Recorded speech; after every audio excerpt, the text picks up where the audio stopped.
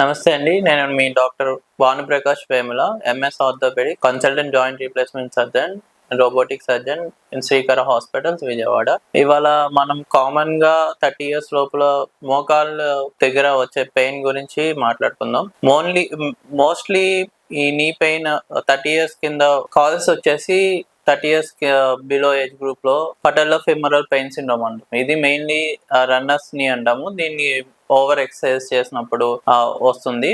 And weak quadriceps వల్ల వస్తుంది. ఇవి ఏమి ఎక్సర్సైజ్ చేయకుండా అదే స్టాటిక్ గా అలాగే కూర్చోవడం, కింద కూర్చోవడం ఎక్కువ సేపు, and ACL or ligaments injuries, ACL PCL injuries, ఇవి మెయిన్ గా నీని సపోర్ట్ చేస్తూ ఉంటాయి, ముందుకి జరగకుండా అండ్ వెనక్కి ఫాలో అవ్వకుండా, మెట్లు దిగేటప్పుడు, మెట్లు ఎక్కేటప్పుడు. And then meniscal injuries and direct injuries వల్ల మెయిన్ గా మనకి నీ అరౌండ్ నీ పెయిన్ వస్తుంది. అండ్ టెండినైటిస్ అని వస్తాయి. ఇది వచ్చి కండరాలు మన అటాచ్మెంట్ అవుతుంది కదా, అక్కడ ఏమన్నా ఇన్ఫెక్షన్ వచ్చినా కానీ దాని వల్ల మనకి అక్కడ పెయిన్ వస్తూ ఉంటుంది అరౌండ్ నీ. మనం ఎప్పుడు డాక్టర్ ని కన్సల్ట్ అవ్వాలి అనేది చర్చించుకుందాం. ఇప్పుడు ఏంటంటే మోస్ట్లీ ఎప్పుడు డాక్టర్ ని కన్సల్ట్ అవ్వాలంటే మనకి నీ అరౌండ్ నీ స్వెల్లింగ్ వస్తున్నా, గ్రేటర్ దెన్ 3 weeks పెయిన్ అలాగే సబ్సైడ్ అవ్వకుండా మెడికేషన్స్ కి, అండ్ మీకు మోకాలు నడిచినప్పుడు జారిపోవడం, ట్విస్ట్ అయిపోవడం అలాగా ఉండడం వల్ల, అండ్ దెన్ మనం నడిచేటప్పుడు